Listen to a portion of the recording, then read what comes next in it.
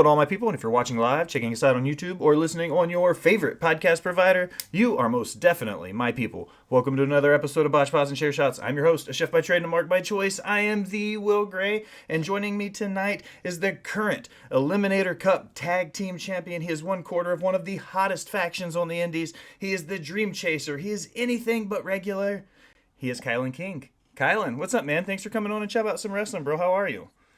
Hey man, how you doing? I'm doing good, man. I'm doing good. My hair's a little messed up, but what they say: if you're not nappy, you're not happy. So I am very happy right now, and I'm very excited to do this with you. So yeah. I'm hyped to have you.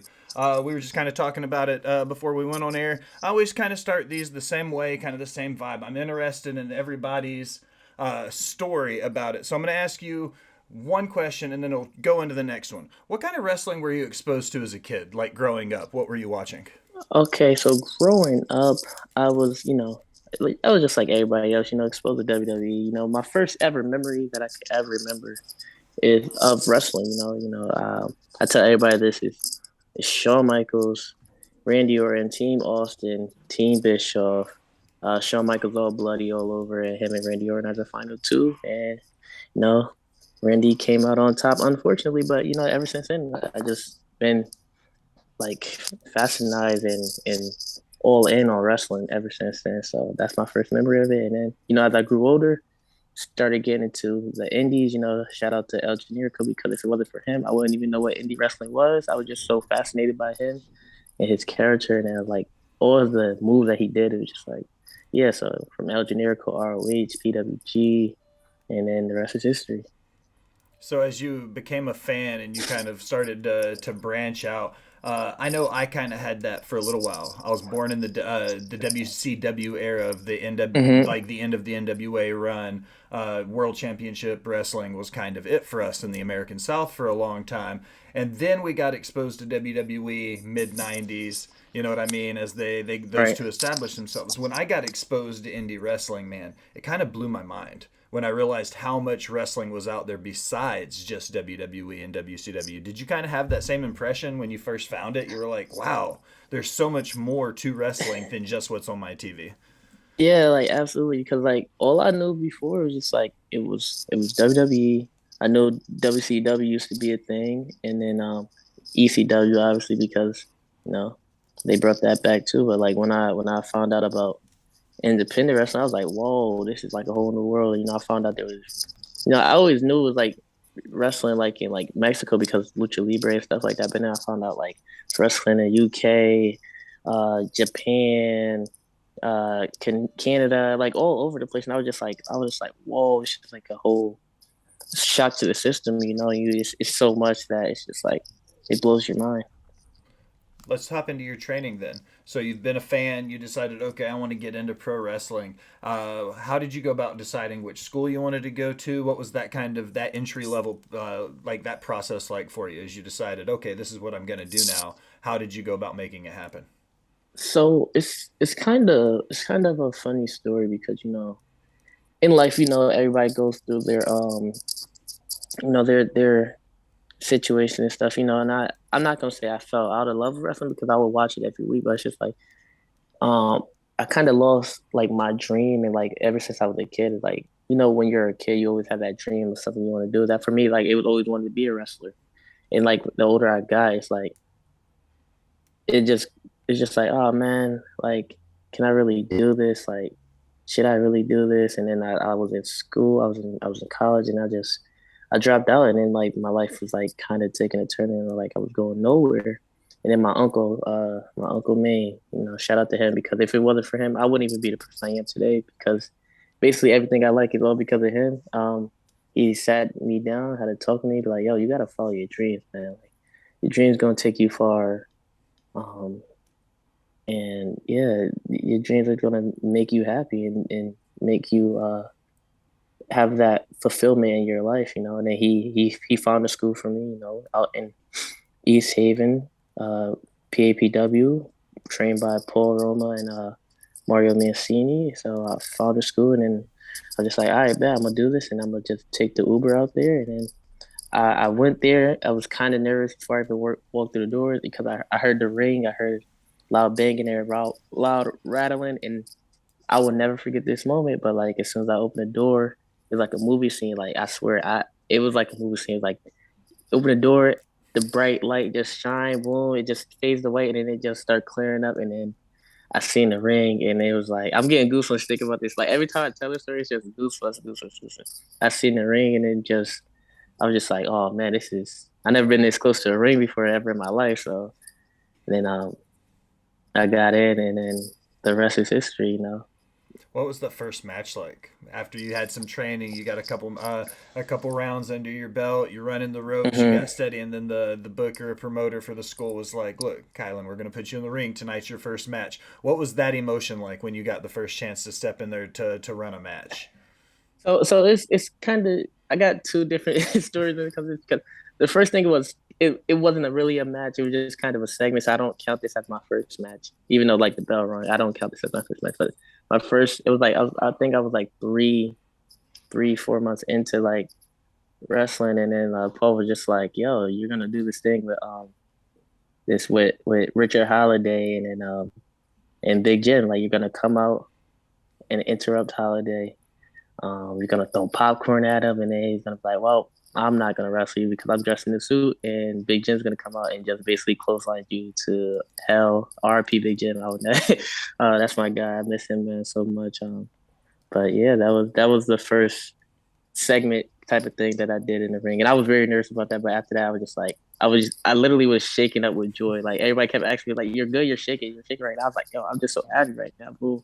And then the first actual match was a 6-man tag with myself, uh, my boy Tyrell Diamond, and a dude named Shay Cash going against one of my other Miracle Generation partners, Shim, Sean Knight, and then Big Jim, and then Kenny Roberts. And that match was just like it was a 6-man tag, but it was out in the at a taco festival in the middle of nowhere, but it was a lot of people around. But it was just like it was surreal because even though I was nervous, it was just like it was surreal, and it was like I had so much fun. And then yeah, it was just a great time. I watch it back from time to time, just see it where I started, where I came from. It was just like wow, came a long way, you know. So if you look at the Taco Festival and then you look at where you guys are at now in 2023, do you still get goosebumps when you get the crowd to pop like that? Uh, yeah, man, it's different now because like back then I was like, I was considered a bad guy, but now like I got so much like love and admiration from like fans and people all around. Like, it's just crazy to see like how far things come and how far things have changed. I just started off with like some kid in some black shorts and some wrestling shoes, just in the middle of the ring at a taco stand. Now, just going different places around the United States. And it's just really surreal to even think about. Like, it's making me happy, putting a smile on my face. It got me cheesing hard as hell right now. I But yeah, like that though, man. it's just awesome to think about, man.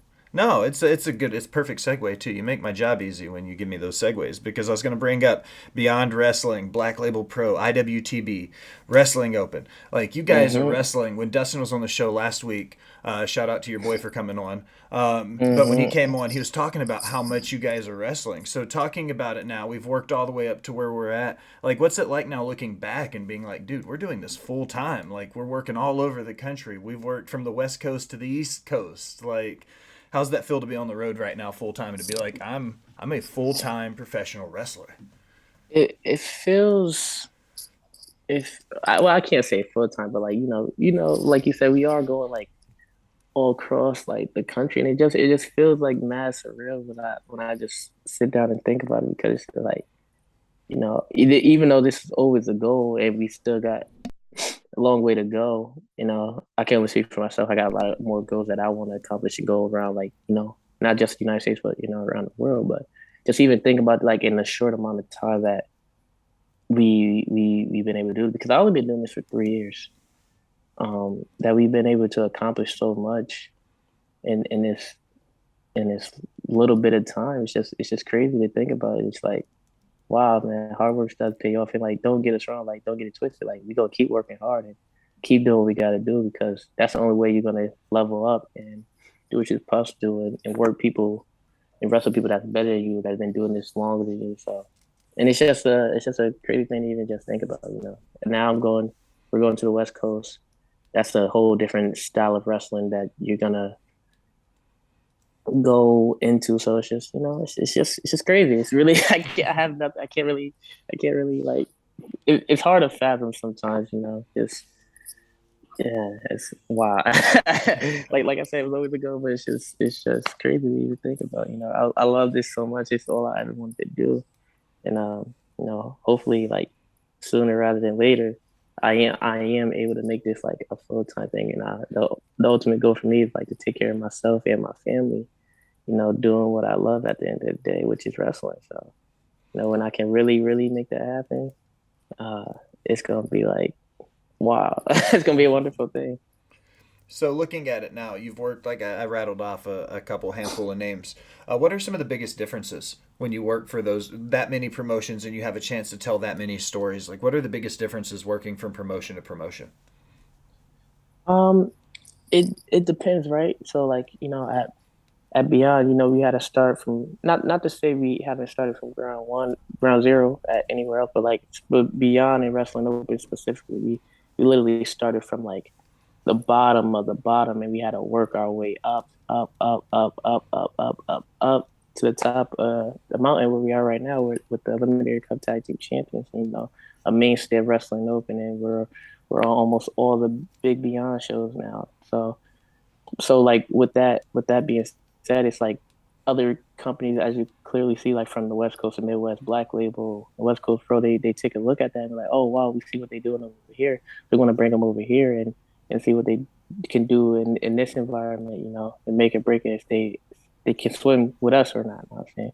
So it's kind of hard because not to say you're not starting from the bottom because you kind of are when you go to those different companies, but it's different because they seen you at like the level you at because of a different company. So or your name value at another state, so they want to bring you in. So you're kind of starting from the bottom, but you're kind of not. So you have a lot of pressure to live up to because like you said, there's always going to be new people watching you. Like especially when you go to a different area, so you really have to be on your A game and really do what you got to do, or you're gonna flop in the water straight like that. So it's a lot more pressure when you're going to different places. Running off that same kind of tangent, back in the territory days when tag teams or singles competitors would have a chance to hold gold in these territory titles, Hmm. it was symbolic. It was a big deal when a promoter was like, "Hey, we're going to put the strap on you, or we're going to put the strap on you guys." Right. What was that like for you guys getting that call for the first time and then being like, "All right, you and Dustin, you're our boys. You're going to be our tag champs, be the face of the tag division." For me personally, I can't speak for him, but for me personally, it's just like you know, it felt good to know that they could you know, have that much trust in us and have that much faith in us that we're going to be able to do this the right way and hold on to these, you know, because like I said, we are the first ever Eliminator Cup Tag Team Champions, and just any company in general when they give you that honor or they trust in you with their thing, that means they really believe in you and all the hard work you put in and who you are, your talent and you know, just everything about you, you know. So you got to carry that with a lot of pride. And like I tell everybody, like the belt doesn't make you, you make the belt. So you got to elevate the belt, or in our case with Wrestling Opens, the medals, to to uh, another level, a higher level that people didn't even think could be possible, you know. And I think we're doing a good job with that right now with all our title reigns that we have so far, you know, I think we've been able to do that a good job of doing that. One of my favorite phrases I've ever heard somebody say in wrestling was "styles make fights." Hmm. Kind of playing off what you were just talking about, like ways to elevate what you're doing to make you guys stand out. Like stylistically, how are you guys doing that to make you stand out, and to make Miracle Generation as a whole stand out more?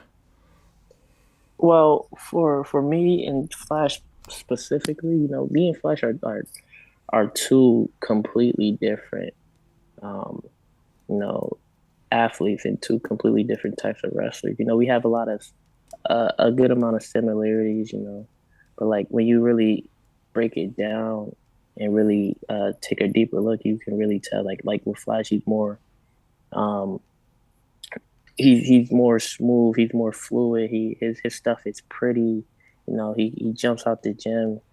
And with me, I'm more gritty, I'm more dirty, like I'm more explosive, like and that pairing is just like it kind of when you put that together, it could either go one or two ways. It could you know collapse and fail, but in our case, it just we came to make it something like peanut butter and jelly, cookies and cream, cookies and milk.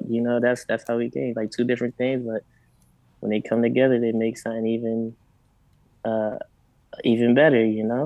So that's how I look at it as far as like us, but like when we're going against other talents, like above the rest for one thing, that was like a tough thing because they're not they're gritty and they get down too. They can do everything we do, but they like have a different elements like with all the stripes and all their their backgrounds. Like in Tristan's case, like he's a black belt. He goes crazy. Like his kicks are lethal. And Gabe is just he got that intensity. So it's these different challenges that you face with different teams, like Brick City Boys. Like they're two big dudes, that just want to just beat you down and they just smother you under all their pressure and weight. So it's a lot of different things that you gotta look out for when it comes to going against you know different styles. So, since you brought him up a little bit, Tristan Ty, better than the best two, steel cage Warzone match. Tristan and Dustin both been on the show, so I'll shout them out again for that. Tristan's a great guy, great Absolutely. conversation, tons of fun to talk to.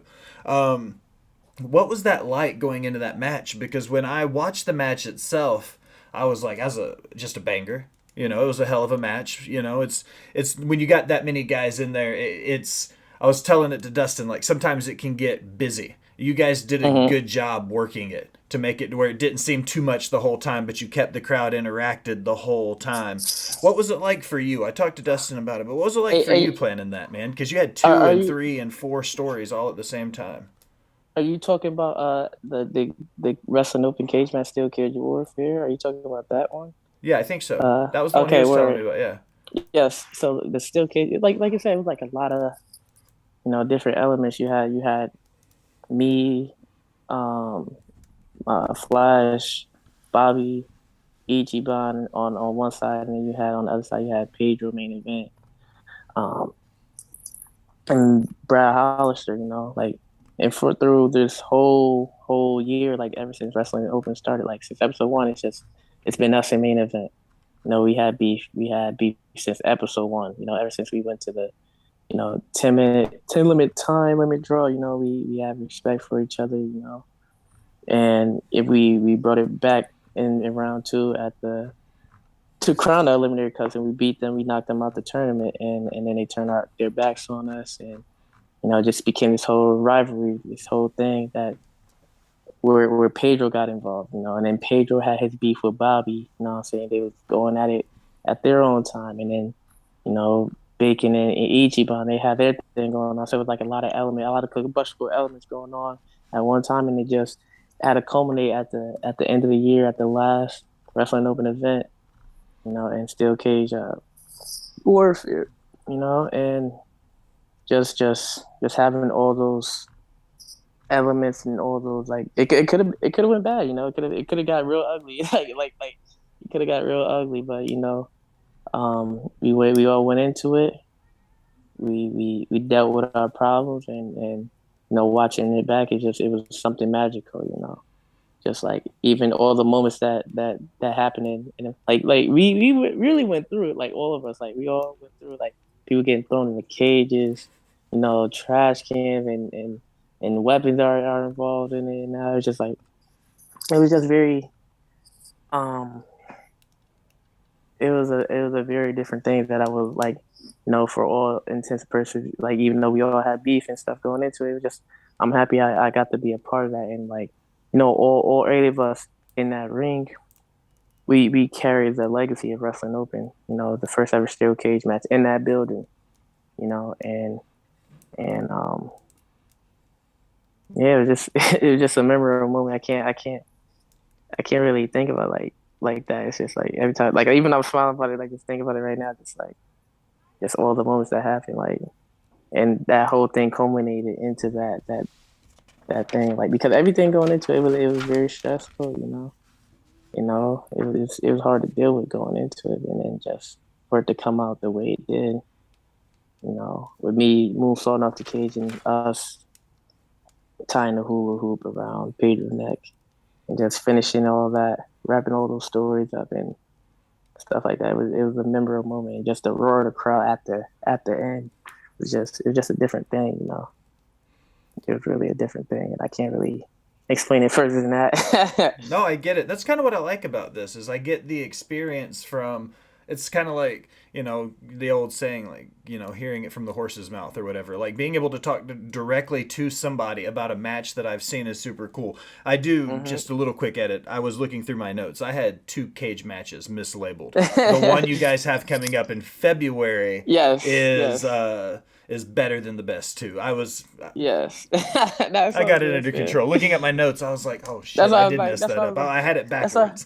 That's why I was like confused for a second. I was like, wait, is he talking about movie? Because that match hasn't happened yet. And I was saying, I'm Yeah. like, granted, I'm like, with my experience now, like being in the cage and having and like adding like another person on each team on that side, and like it's a different element because um, like on our side we got Kono, we got Above the Rest on our side going against Fight or Die, Percy, Ken Broadway and Big Boofer. So it's a lot of different elements going into this one. Like, and the last one it was like a year long thing, but this one is just like not to say it's different because we all have beef going into it, but like for us, like we just came into the picture rather than at Remarkable, like and then been in this tournament and then for us to get screwed over like that by Percy, it's just we got a lot of bad blood to handle in that ring now because you cost us a shot at being the first ever Remarkable Tag Team Champion. So now we gotta handle business like men. So It's the quintessential blow off match. Like yeah, man, everything's coming to a head here, right?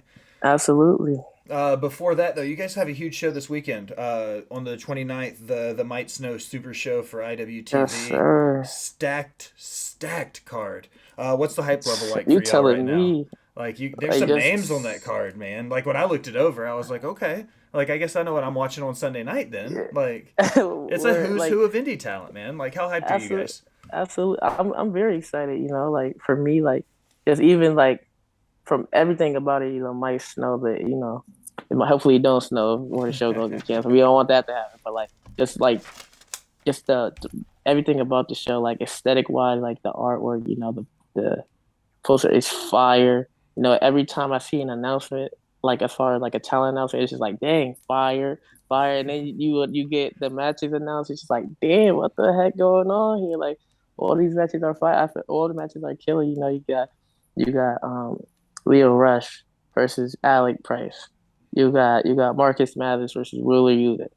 You got Ichiban versus Willow. You got us versus Masha and Akira. It's like the show is just stacked, and that's like four of the top matches. But there's more matches on the card that you're just gonna be surprised by when you see them, and it's just a crazy thing to be. I feel like we're a part of that now, in that whole universe, like where we belong.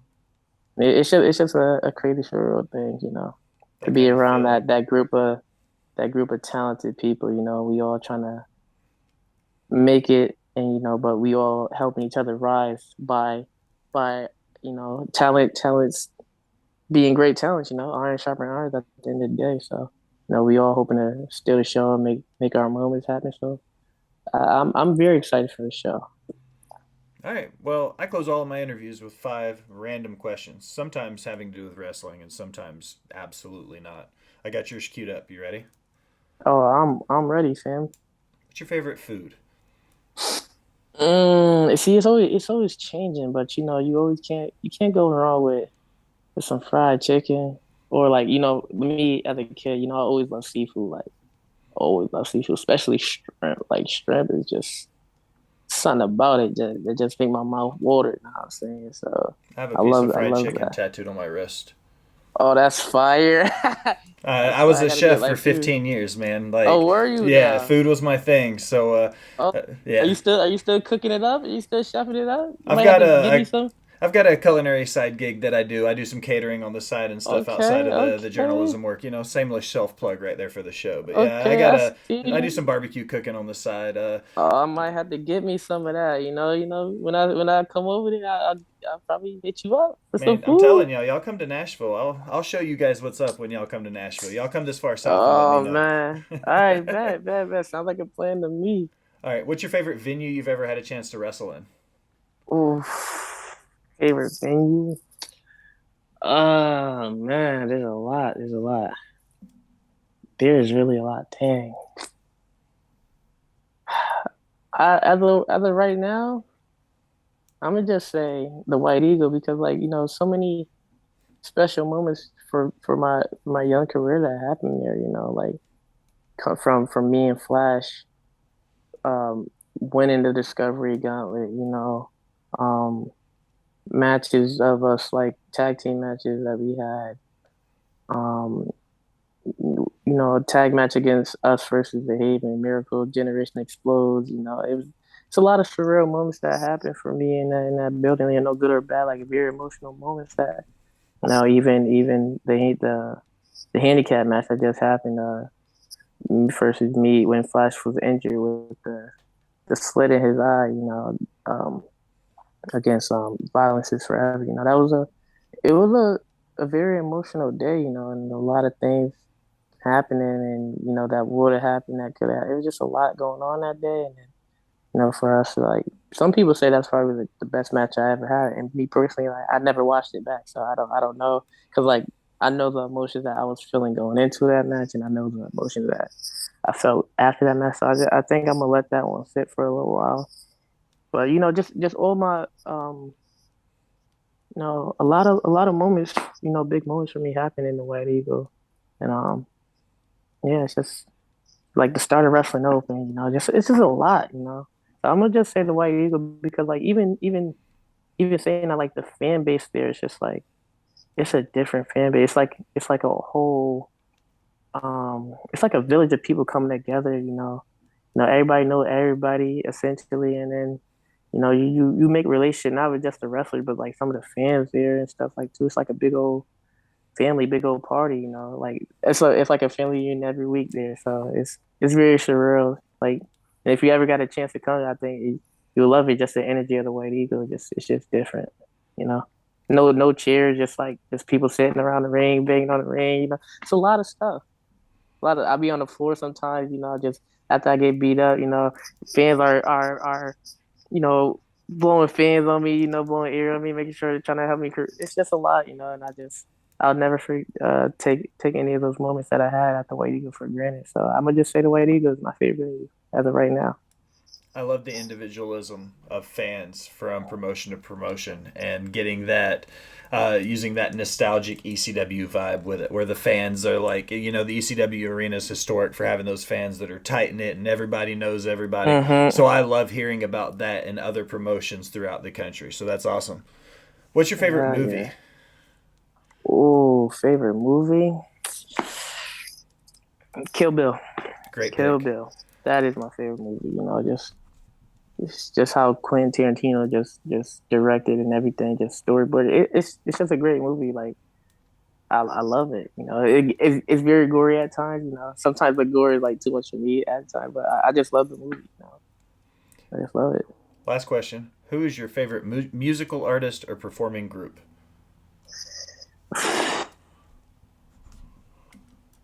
Um, it's kind of a toss up. Um, the current generation right now, I probably have to say is J. Cole. But and I personally think this person is the greatest rapper of all time. Nobody can tell me nothing. But Nas, I love Nas. So like those two for me are where it's at because like I said, I love to listen to all types of music, but it's just something about those two lyricists and like the way they word things and what they talk about. It hits a lot for me personally. So I'm gonna just say those two for right now. Nice. I'm a huge hip hop guy. I like I love Nas, hip hop. East Coast hip Nas the hop. goat. Yeah, I grew up listening to Wu Tang and stuff like that. Biggie, always a I Biggie love over. Wu Tang. Yeah, always Biggie over Pac. Not to say anything against Pac, but I enjoyed the laid back vibe of East Coast hip hop. I feel you. I feel you. Biggie legendary. I'm gonna have to go with Pop for me personally though. Just me personally. Like not that no disrespect to Big because he's a legend in himself, and I love his work. Me personally, when it comes to like Biggie or Pop, I'm always pick Pop. It's like Austin Rock. There's not a bad answer. It's just who you prefer out of the Absolutely, two. You know what I mean? absolutely. Now, who do you prefer out the two? I Rock and Austin.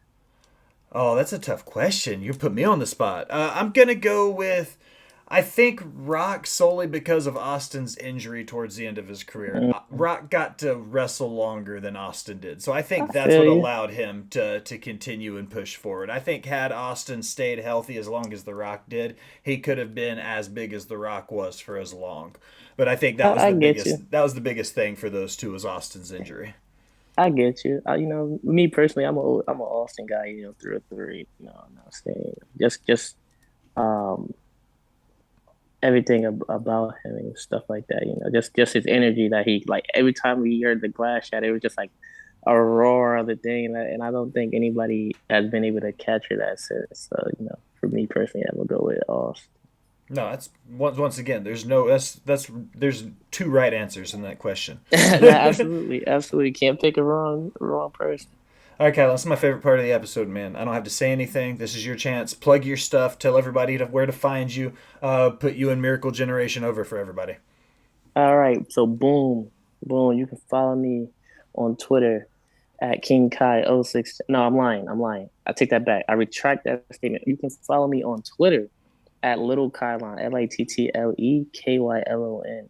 And then on Instagram, you can follow me at King Kai 0610.